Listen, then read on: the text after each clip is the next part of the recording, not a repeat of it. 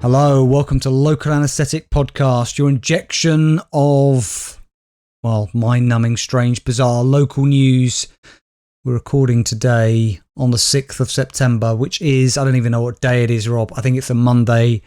I've been on holiday pretty much. I'm back at work. It doesn't feel good. What does feel good, Rob? Hello, by the way. Hi. Yeah, good to see you. What does feel good, Rob, is to have our Patreon page up and running now, and our opportunity for people to support this podcast via Patreon and get all those delicious is not the right word here, but I'm tired. LAPodcast and extra jab episodes. Well, if they had a taste, Rob, they would be delicious. Maybe a bit salty. I'm not sure. Yeah, absolutely. I mean, I was listening back to obviously episode 4 is now on the page, and A Quiet Corner of a Tesco car park, isn't that one called, Rob? Correct. And there's some great stories on there. I think we're trying to maintain the same level of quality as we do the normal podcast. So hopefully people can get excited by that. I don't want to downplay the regular LA, which I love, but I'm enjoying even more the LA podcast and extra jab episodes. I think it's because the music's new, the whole way it's arranged is new. There's something about it, Rob, that feels fresh. It feels punchy. And we've had some great stories on there, Rob. I was thinking about it the other day. You had a story in our last episode about somebody stuffing the mutilated corpse of a sheep into a charity bin in a quiet corner of a Tesco car park. Yep. I had that great story about the man in Serbia living in a cave with very rudimentary sort of equipment to sustain him, who's encouraging people to get the COVID jab. But that was an all-time classic. That was an extraordinary story, Alex. I mean, absolutely, that just kept on giving. It really did. It did. That was a classic. We've had a woman who had an antique tiddlywink removed from her nose after decades of it being there. We've had stories about a Big Bird costume Rob stolen in Australia. Yeah.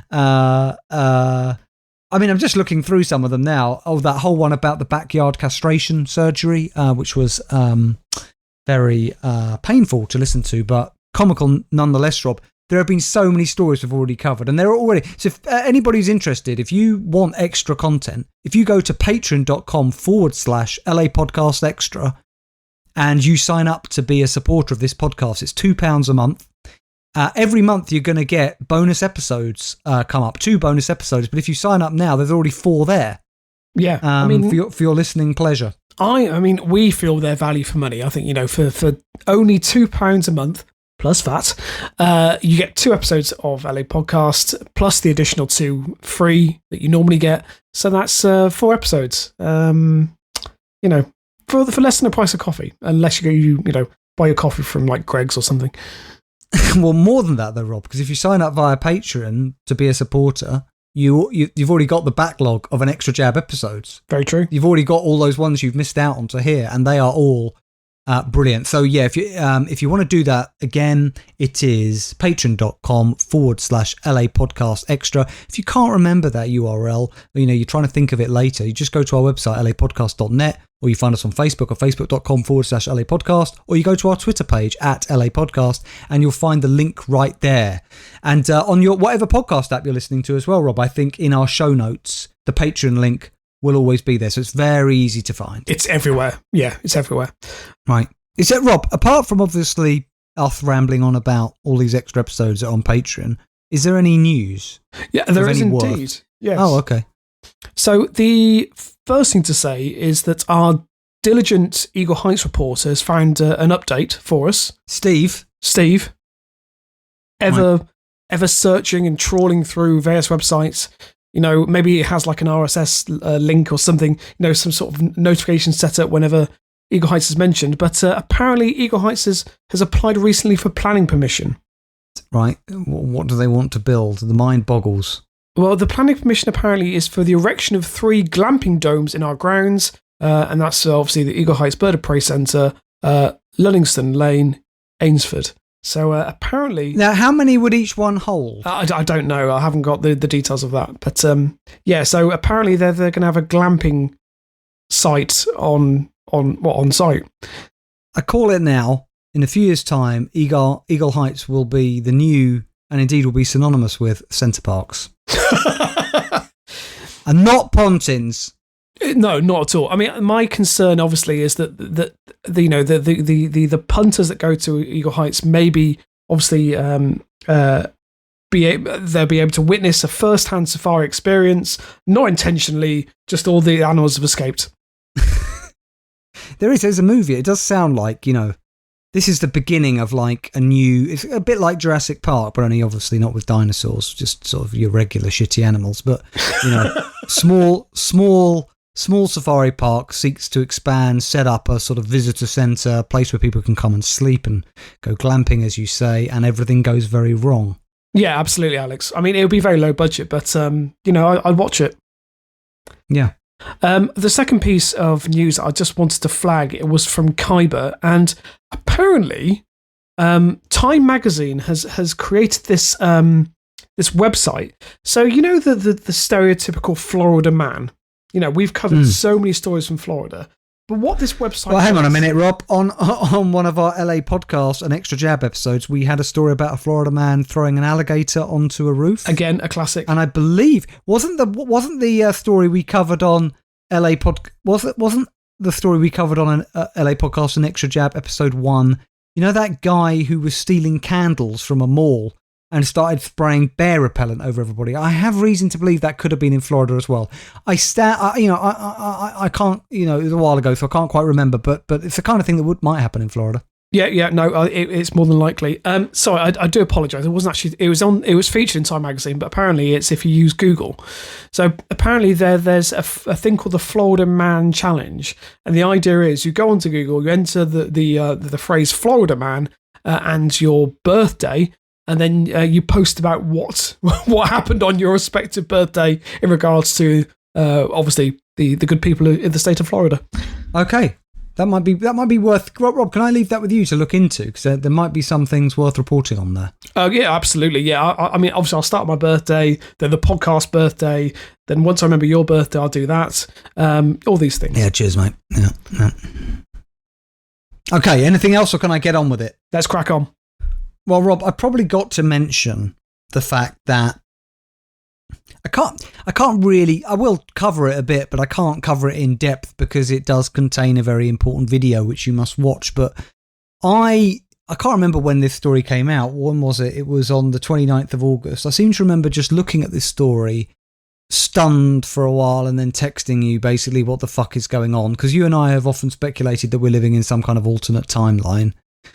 Not just the two of us, the whole of humanity. Something is going on when you look at all this crazy shit going on in the world. Yeah. And then you get a story like this. I'm doing it from the Daily Record, which is a Scottish paper, isn't it, Rob? It is. Michael Gove tried to avoid paying £5 entry to Scott's rave by saying, "I'm the Chancellor of the Duchy of Lancaster." Now, that headline doesn't really do the story justice, because who gives a shit about what he said? Let's just be clear about this, okay?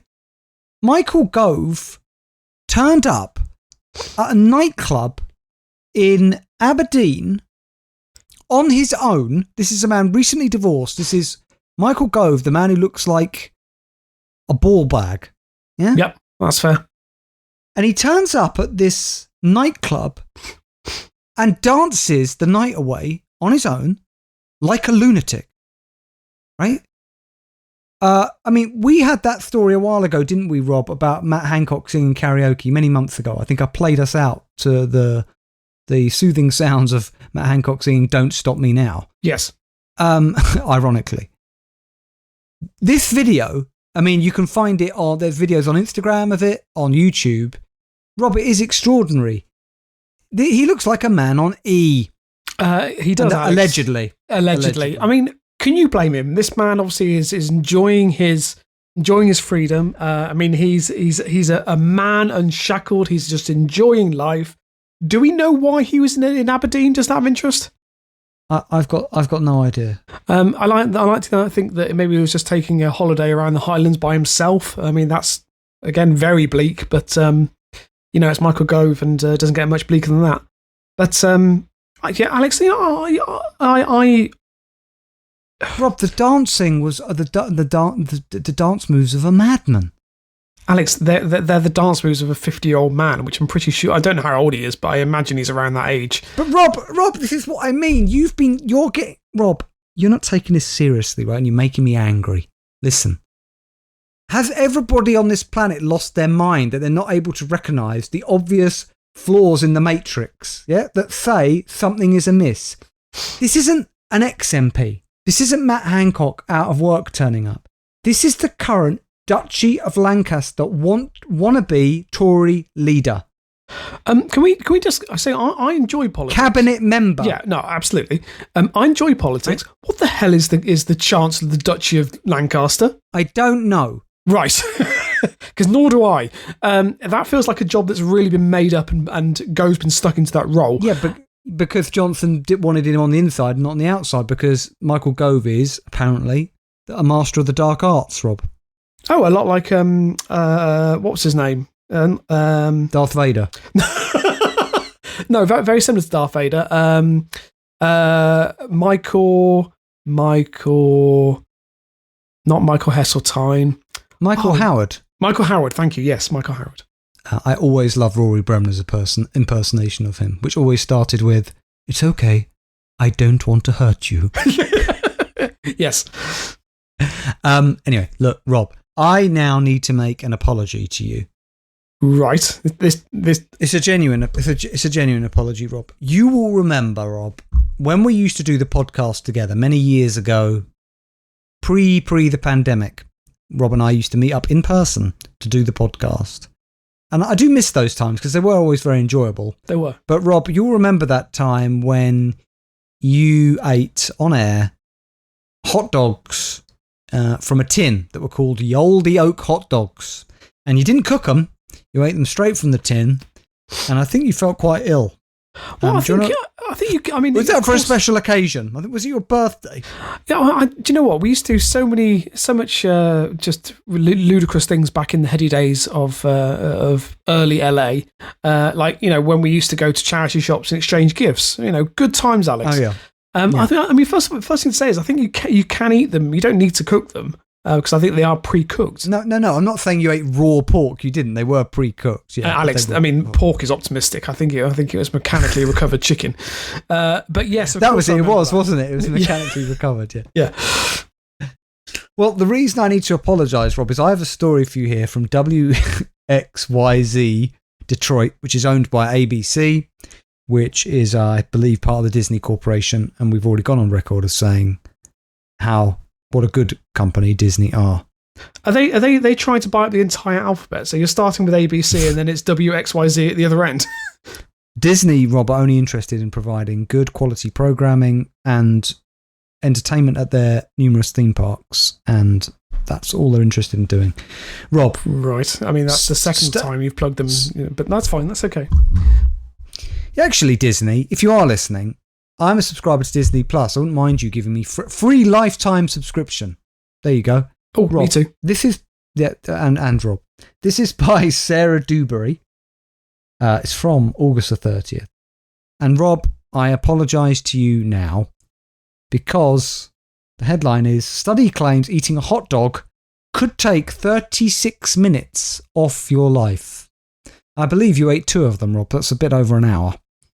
Well, Alex, considering... And you've already given away enough of your life to this podcast. Well, do you know what? That's exactly what I was about to say. And, considering the barrage of abuse I get on a weekly basis, I think that's probably shortened my life a lot more, I should say, than that's that half a sausage. Well, Rob, don't lose hope.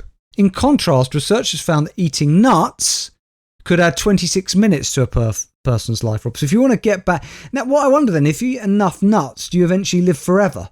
Is that what they're trying? Is that what they're trying to maintain? Also, can I just? It doesn't. This kind of thing annoys me because Rob, it's science. There are so many things wrong with this world, Alex. Why are they trying to determine? I mean, no one goes into a meal containing a hot dog thinking, "Yes, this is going to extend my life." No, I don't think you'd know, but it does. I wonder if that. I feel like one of the ways to dissuade people, deter people from eating very unhealthily would be, because I think I had a McDonald's. I went to cinema recently and I had a McDonald's beforehand. And if somebody had said to me, that's going to take an hour off your life, I might have weighed it in the balance a bit more. I think I still would have had it. But I just say, well, I'm going to go home and eat some nuts, so it's fine. Yeah, exactly. It'll all balance out. I mean, Alex, again, I don't want to keep focusing back onto the Patreon episodes, but do you remember we featured that 150 item breakfast? I mean, the Terminator Armageddon. That's LA Podcast and Extra Jab episode 1. Surely that's going to take days off your life, possibly even weeks. Possibly years, yeah. Yeah. Okay, Rob, let us move to japantoday.com, which we haven't featured before, but we do like. We've featured, I don't know, I'd say that outside the United States, Japan has is a country that's featured a lot on LA Podcast over the years, Rob. Thanks in some ways to Jack from Todmorden, who was in Japan for a while, and he would send us a lot of stories there. I think, to be honest, after possibly United States, I would say Japan has probably had the most stories featured on this podcast. I wonder if we have any Japanese listeners. If you're in Japan and you're listening to us now, drop us an email, lapodcast.net@gmail.com. You don't have to send us a story. Just reach out, say hi, and tell us why you enjoy the podcast. We'd love to hear from you. Rob, I've got a story here from August the 7th. I just like the headline of this. I mean, I love the whole story, but as soon as I saw the headline, I knew this was the story for me, Rob. Headline. It's by Casey Basile. Headline: Tokyo man loses lawsuit after slipping on tempura at supermarket. Right. Isn't there that? Do you remember there's that? I think it's Knowing Me, Knowing You, where Alan Partridge talks about like a guest not turning up, or something happening with a guest, or something happening which meant somebody was unavailable as they choked on scampi. Do you remember that? Can you remember those words coming out of Alan Partridge's mouth? Something to do with choking on scampi. Well, there you go. I mean, that's definitely in there. But this is what this reminds me of. So Tokyo. One of the great things about Japanese supermarkets is their incredible selection of pre-made foods, with the tempura being many shoppers' personal favourite. But while tempura is the highlight of many grocery runs, it didn't put a smile on the face of a 36-year-old man who visited a branch of chain supermarket Summit in Tokyo's Nerima ward. While there, he slipped on a piece of kabocha, which is Japanese pumpkin tempura, that had been dropped on the floor in front of a register, causing him to fall and sustain injuries to his right knee. Nasty. Not satisfied with the Summit's offer of roughly 60,000 yen in compensation, the man decided to sue the company. Now, I did do some research. Do we know what the conversion was? I'm going to tell you now. Right, 60,000 yen is not £394. You're not getting that in this country if you slip on a prawn or something like that. You're going to get, a £10 voucher. Absolutely, Alex. I was about to say, I feel that's quite a decent compensation payout, personally. I was told a story the other day, Rob, about somebody I know who found a slug in their salad that they brought home from I probably won't name the restaurant actually, but it was a well-known sort of chain. Anyway, Alex, if you find a slug in your salad, you should be rejoicing because at least you know it's fresh. Well, right, but they complained, and I was really surprised. They were given £500 worth of vouchers to high street shops. Now, what's to stop me then just writing to them saying, I found a slug in my... could do it with McDonald's. I found a slug in my Big Mac. Absolutely. I mean, why stop there, Alex? Why not really up the ante and say, I don't know, maybe an Amazon package, say you found a cat in it or something? You're right. I opened my Amazon package. I expected to see the latest copy of the whatever the Switch game of the day might be, and there's a dead rat in there. Yes, I found the severed head of Gwyneth Paltrow. So a reference to the movie Seven there, and not a threat of violence. I need to make that very clear. I do like, obviously, your cultural reference points there are bang up to date as always. Well, I would say Seven is quite a current film in many ways. When did it come out? Late 90s, I would say. Yeah. Jeez. God, Rob. Anyway, Rob, we both think this man is stupid for turning down 60,000 yen, yeah? Yeah. So the man decided to sue the company, and last December a Tokyo district court ruled in his favour, ordering Summit to pay him roughly 580,000 yen, Rob, which is £3,816. Bloody hell.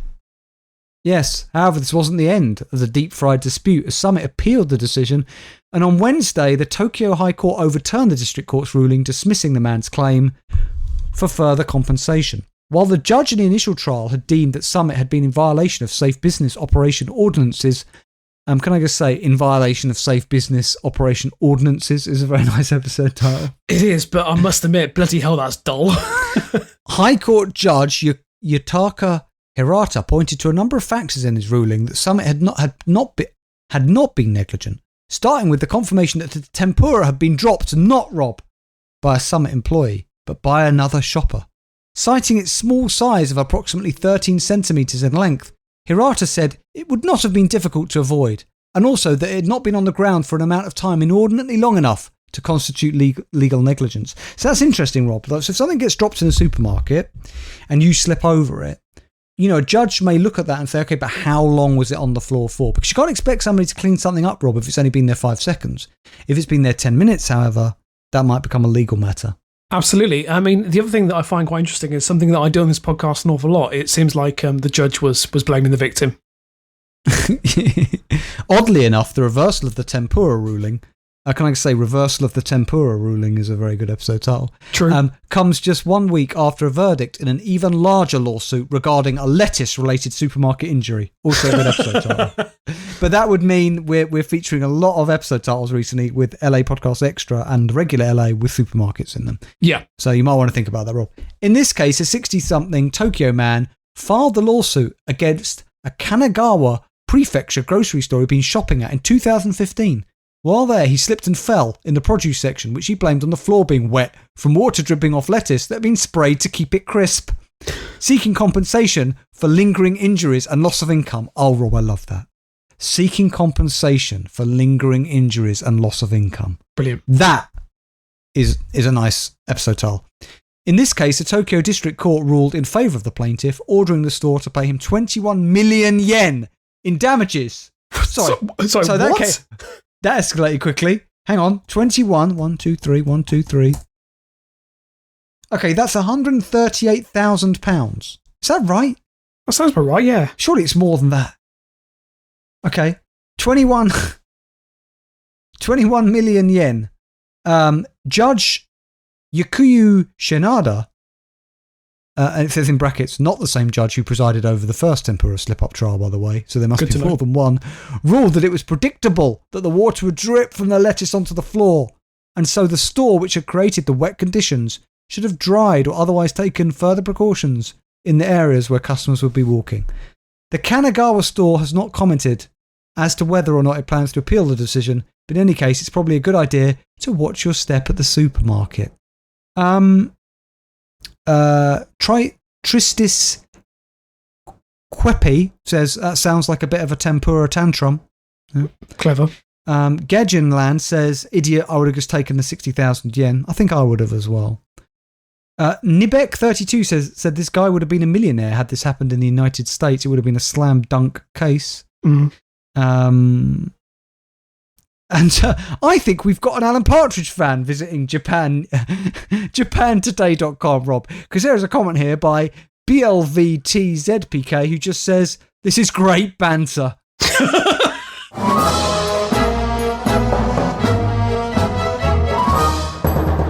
Well, Rob, after that rather dense, it was quite dense legal, what's the word I'm looking for? Sort of legal, procedural, dense stuff that we just waded through. I feel like there could be a new kind of show, like Judge Judy, but it just deals with sort of mishaps that happen in supermarkets.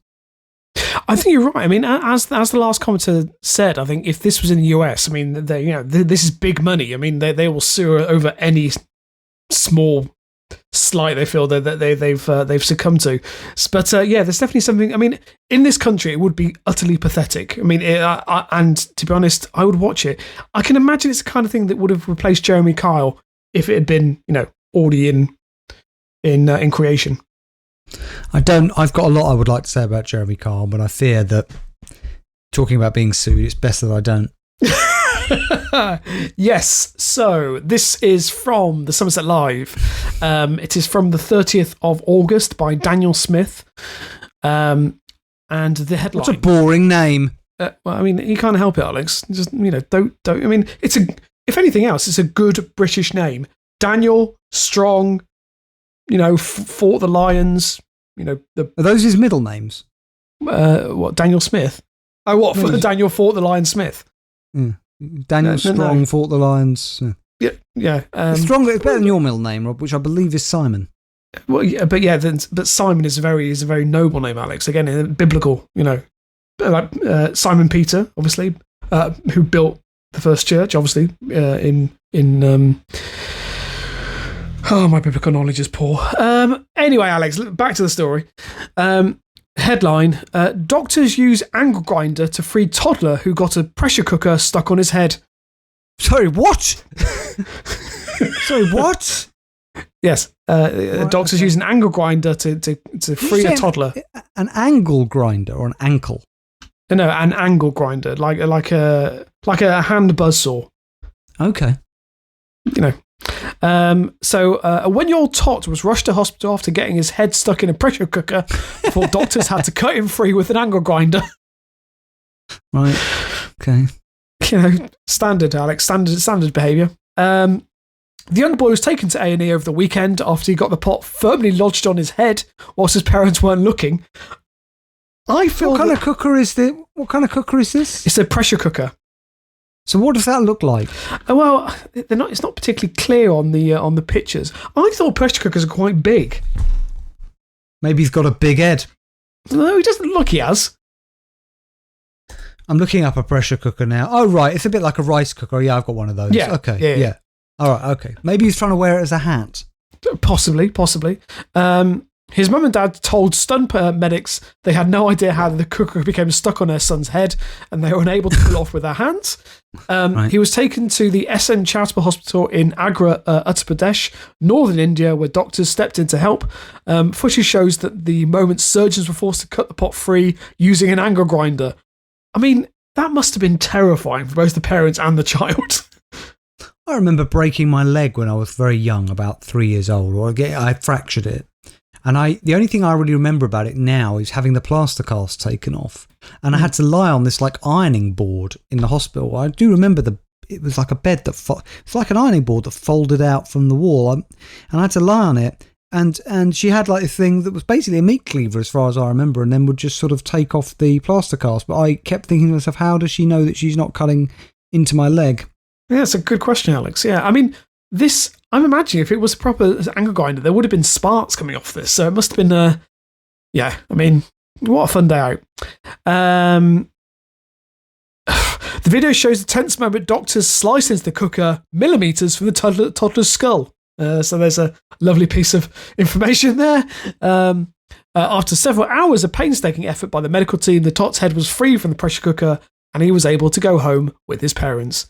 You were going to say something earlier about when it said earlier in the story about that the parents said that they hadn't noticed or something, or yes, that's right. So that they said that apparently. So yes, as the young boy was taken to A&E over the weekend after he got the pot firmly lodged on his head whilst his parents weren't looking.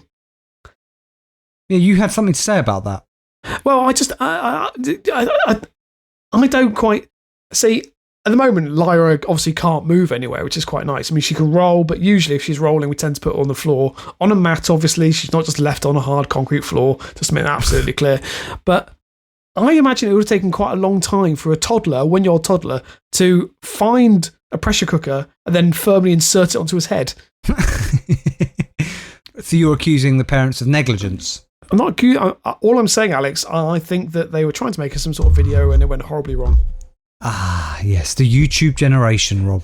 Exactly. Very different than the 7 generation that we referenced earlier. Yeah, by the way, 7, by the way, was released in 1995, so it's 26 years old. Still a great film, though. I would encourage anyone who hasn't seen it to give it a watch. That's my recommendation for the week. Next story from the Traitorous Guardian by Tess McClure in Christchurch in New Zealand. Any relation to Troy McClure? Could be. He's seen Who in knows? such videos as Mishaps in Supermarkets, Part 6. Exactly, yeah. Holidays and Pontins, or Nightmare Holidays and Pontins. By the way, there has been so many Pontins-related stories in local news. I mean... Well, you've got one, you're covering them. Because, Alex, they're all variations on a theme. We could have an LA podcast Pontins special. Put it on Patreon. By the way, listeners, I did actually send Alex the link to the website that does actually outline that if you do get a luxury chalet, you do get free electricity. Amongst other things, which were equally crap. Yeah, it was quite astonishing. Anyway, right. Headline. New Zealand minister's TV interview interrupted by son waving phallic carrot. Now, hang on a minute. I don't know what's going on in New Zealand at the moment, but did you see that story about the guy who worked in the cinema in New Zealand who was trying to put a voicemail? I think it was a cinema. He's trying to, like he was trying to set up the voicemail greeting for when you ring the cinema and there's nobody at the thing. And you meant, when you stop recording, you're meant to press 4 or whatever it is to save the recording. But he kept fucking up his recording, and so he kept trying to re-record it. But he uploaded the whole thing. He upload all of his attempts were uploaded into one message. So all you can hear is him trying about 5 or 6 times to get this recording right and keep going, oh, fuck. Oh, for fuck's sake. And all of this is there when you ring the cinema. It's absolutely brilliant. Was the audio on the story? I'd love to have heard that. Oh, yeah. You can listen to it. It's good fun. Superb. So, a New Zealand cabinet minister has become the latest public figure to be embarrassed by an unfortunate incident involving a video call after her live TV interview was interrupted by her son, who entered the room excitedly brandishing a phallic carrot. Excitedly brandishing a phallic carrot is a very good episode title. Yes, it is. Yeah, I picked up on that as well. So, Carmel Soploni, the Minister for Social Development, was doing a live Zoom interview with Radio Samoa when her grinning son burst through the door behind her, holding an oddly shaped carrot he'd apparently found amongst the vegetables. Also a good episode title. The video is a top-shelf addition to the canon of remote television interviews being interrupted by irrepressible. Is that a word? I've never heard that. Of course it is, Rob. If you're irrepressible, you can't be kept down. Your spirit can't be. Yeah. Rob, you're irrepressible. Thank you. Yes, thank you, Alex. Sorry, you're irredeemable. Sorry. Right, okay. Anyway, it's a top-shelf addition to the canon of remote television interviews being interrupted by irrepressible children, a genre that's becoming increasingly common in the age of COVID, as interviews and meetings transition to video calling. Rob, wait a second. Talking about sort of mishaps in the Oceania region of the world, which I believe both Australia and New Zealand would fall under, was it on the regular LA or LA Podcast and Extra Jab where you had that story about the Australian news broadcast?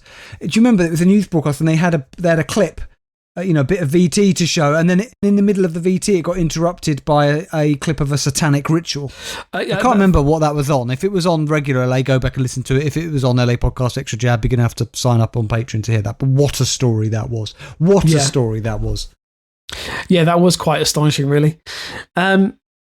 So she said in the tweet, that moment when you're doing a live interview via Zoom, your son walks into the room shouting and holding a deformed carrot shaped like a male body part.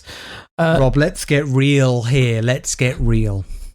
Did he find the carrot, in inverted quotes, in a vegetable patch? Or did he get something out of mum's bedroom that he shouldn't have got? And this is her story to cover it because she happens to own a bright orange, you know what?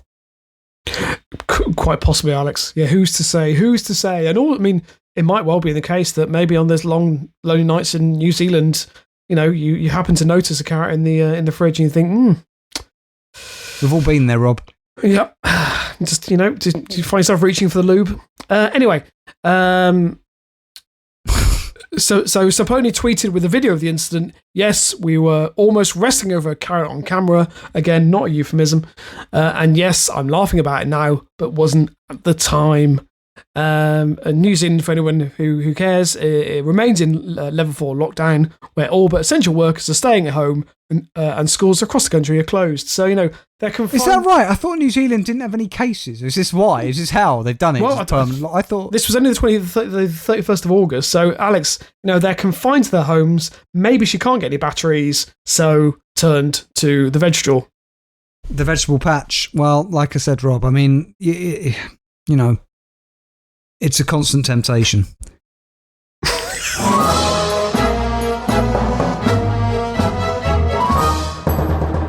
Rob, I have just gone looking for my purple rod, only to find an empty sheath. I do not know where the purple recorder is. It has disappeared. It has vanished. Alex, it's a tragic loss, but one we're going to have to move on from. So, okay, I agree with you. We know that this is what keeps Claire going. One of our listeners, she wrote to us telling us, I'm sorry, Claire, that this week you will not be getting the full measure of my purple rod, and I apologise for that.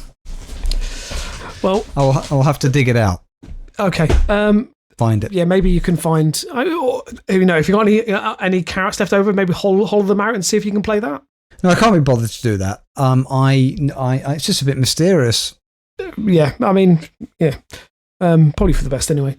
So, speaking of Claire, very strangely, so she emailed me this week, and it was actually her brother who sent her this story. So this is because obviously she has family who lives in Wales. So her brother sent her this story from the Wales Online. Claire, I hope you've recommended this podcast to your family in Wales. And actually, it's one thing I wanted to say, Rob. All of our listeners recommend this podcast to everybody you meet. Yeah. Regardless of where you are, if you're on a bus, in the supermarket. If you're at a funeral, just mention it. There's always a kind of a break in that kind of rather somber atmosphere where it might be appropriate to mention that you listen to a very amusing podcast about weird, strange local news. Yeah, or if you can have some stickers made, just slap one on the coffin, just an LA stick on the coffin. It's gonna be a talking point, Alex. I mean, I think Rob, that's not a bad idea. Well, it's quite a bad idea. Now, hang on, bumper stickers. You drive, I drive. That's free advertising right there. I'll have those made up. I'll do it. Okay. I mean, the way you said that sounded like a threat, but that's fine, Alex. Yeah, okay. Anyway. Will Sarah agree to having a bumper sticker with that on? I think she would. I think she probably would, yeah. I think that'd be okay. Yeah. Not all the time. Otherwise, you remove it periodically. No, you can't remove it periodically. It's got to be there. It won't be massive. But Rob, if she says no, threaten divorce. That seems extreme, Alex. Yeah, but, that way you're more, Well, what I did mean to say to you during the week, so I was listening back to one of the Patreon episodes. I can't remember why I was listening to it, but I was listening to it out loud. You're allowed to listen to your own podcast, Rob. I do. No, I know.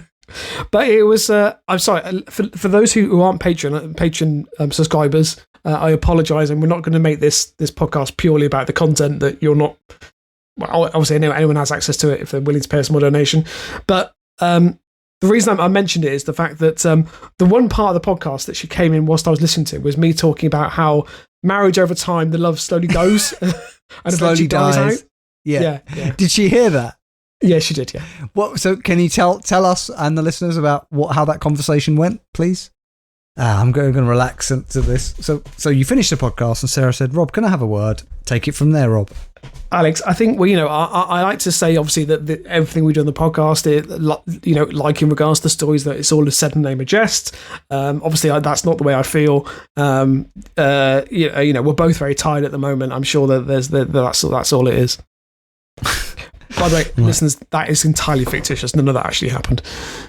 So what she did hear that bit though. She did hear that, but she didn't say anything.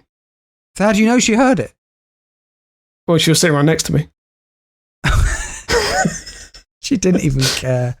She nodded her head and agreed. Okay, Rob, let's talk about the story from Claire. Come on. Okay, yeah. She also heard the point about where we were debating about having a three-way marriage, and she said, "Well, you're almost married, so you may as well just marry him." Anyway, that is true. Okay. So this is from the Wales Online. It is by Jason Evans. It's nice to know we finally have permission. Yeah. It's no longer clandestine, Alex. It's by Jason Evans, who's the court and crime reporter, also from the 31st of August. It's a bit of a bizarre story, but it's a good one. In brackets, silent man repeatedly blocked main road but refuses to explain why. Silent man? Silent man. I love it. Refuses to explain why. This has got to be related to Extinction Rebellion. Can I say their name is really shit? Do you think they wish they could go back and change the name? We're rebelling against extinction.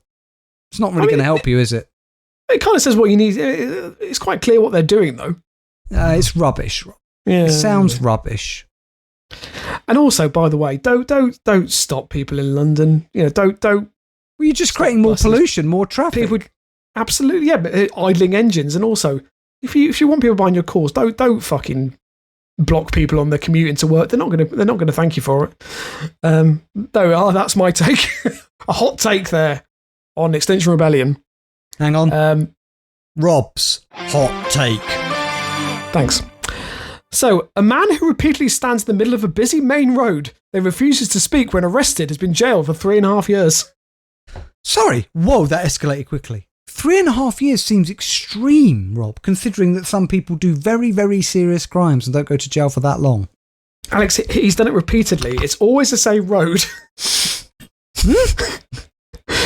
So, David Hampson blocked the traffic outside Swansea Central Police Station in December last year. That's why he's being put in jail. He blocked the road to the fucking to the police station.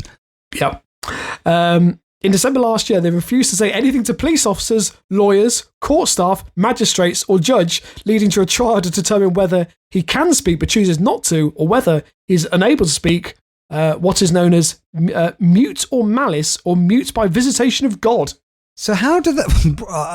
okay, Rob, hang on. How do they know that this man can speak? It seems a bit unfair to send him to jail if he can't talk. Well, that's what they're debating. So they're saying that whether he's effectively a selective mute, or, as it's known in law, mute of malice, so basically you're remaining deliberately silent, or mute by the visitation of God. So apparently you've seen an angel and you're just terrified. What about just being born not able to talk? Well, that is true. Yeah. So the 51-year-old is repeating the same pattern of blocking the traffic, remaining silent, then going back to the same spot and doing it again when he's released from the court or prison since 2014. But you don't put a man like this in jail. This is clearly mental illness. That is wrong to do that. No, to put him in jail. He doesn't need to go to jail for that. He's not hurting anybody. No, I completely agree. Bloody hell. As a result of his behaviour, he is subject to a criminal behaviour order banning him from obstructing any public highway in England or Wales. A court order he repeatedly ignores. So what, he just goes and lies across the M25, does he? I think he just stands there. He just stands in the road. Rob, this man could be a prophet. He could be a visitation, Rob, from another realm, trying to tell us that we are in an alternate timeline. He's like, look, Michael Gove was just dancing in a nightclub in Aberdeen. Look, Donald Trump. Look. All of it, Rob. Alex, just imagine if that was the case. If this man is a sentinel, he's come down to try and free the human race by standing in the road and basking in holy glory, and we're getting him nicked and sending him to court. Well, Rob, we nailed Jesus to a cross. Well, not, I didn't, but the Romans did. Yeah, that's a good point. So the most recent incident took place at around 4:45 on December 3rd. Can I just say, during Advent? Very fitting. Last year, police were alerted to a man standing in the middle of Delabichet, very posh name for Swansea, blocking traffic just yards from Swansea Central Police Station. A PC and 2 special constables went to see what was happening and found Hampson in the middle of the road near the junction with Mount Pleasance. Though the traffic lights were on green, vehicles at the junction were stationary. Hampson was led to the side of the road by the police and initially detained under the Mental Health Act. Once the identity had been established from his driving licence, he was arrested for breaching a criminal behaviour order, an order which was imposed in 2017. So hang on, originally they detained him under the Mental Health Act, which is appropriate. Now, why then have they thrown him in jail? Well, I think they're trying to maintain that he's obviously got capacity because this is a deliberate act. He made no reply when cautioned nor when he was subsequently charged. Likewise, remained silent the following day when he appeared at Swansea Magistrates Court and remained in custody, and said nothing during a hearing at Swansea Crown Court on May 13th that year. Because the defendant refuses to speak when asked to enter a plea at court, a not guilty plea was recorded on his behalf. The matter went to trial. That seems unfair. Rob, is there any more to this story? Well, I mean, you kind of know what happened to him. Unfortunately, he was sent to jail for 3.5 years. Rob, I am genuinely, and I mean this genuinely, concerned that given humanity's recent track record, well, not even recent, historical track record, I think this is the second coming, and we just locked him up.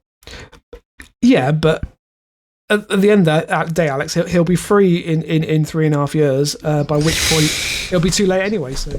You alluded to the fact, Rob, that your middle name is maybe in homage to Simon Peter in the Bible, who erected the first Christian church. Maybe you, Rob, could erect the first church in dedication of the silent man. Right, it seems a bit pointless, Alex, because he wouldn't appreciate it. He wouldn't say thank you or anything, would he? Right. Okay. All right, Rob. Look, that brings this episode 344, to a close. We look forward with a mixture of eager anticipation yet trepidation to our next regular version of LA Podcast, which will be episode 345. It's getting very complicated, this, Rob. But it is, Alex. Yeah, it is. But we've also got more episodes upcoming of LA Podcast and Extra Jab, which are exclusive episodes only available via Patreon. How do you get to listen to them? You log in, you go to Patreon, patreon.com/LAPodcast extra. And from there, you can become a supporter of this podcast, £2 a month, and get access to all these bonus episodes already there, LA Podcast and Extra Jab. And they will keep coming out every month, 2 a month, until God knows how many of them there will be, Rob. Well, I mean, I could work it out if I wanted to do the maths, obviously. Can't be bothered right now, Rob. As we move ever more forward, like what? Like a silent man. Absolutely, like a silent man who is trying to warn humanity about the perils that the civilization faces by saying nothing, by an act of silent protest.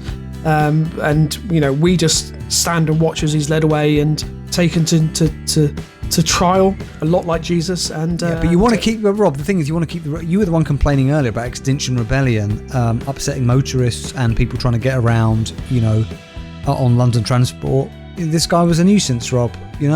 Just interrupting everybody's day life. Second coming or not, we've got work to get to. Or I've got to get to the shops. Got to pick up the kids. It's that kind of thing. Yeah, but I mean, it's Swansea. It's not London, is it? I mean, it would be. It is an odd place for the second coming to. I mean, he does live in Swansea. I wouldn't have anticipated that, Swansea. Yeah, no. Yeah, it does seem strange. You think somewhere in the Middle East, not Swansea.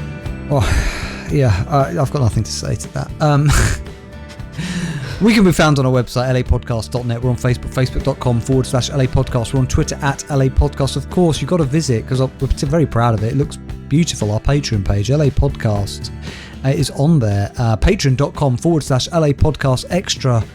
Patreon.com/LAPodcast extra if you want to help support this podcast, help it grow, and get access to all this bonus content. We are going to be back, obviously, again in 2 weeks' time with another regular episode of LA. In the meantime, if you want more local anaesthetic, more of that good old local anaesthetic you know and love, come and join us over on Patreon, patreon.com/LAPodcast extra, and we would love to see you there. But see you soon. Thank you very much for your company, everybody. God bless. And keep it local.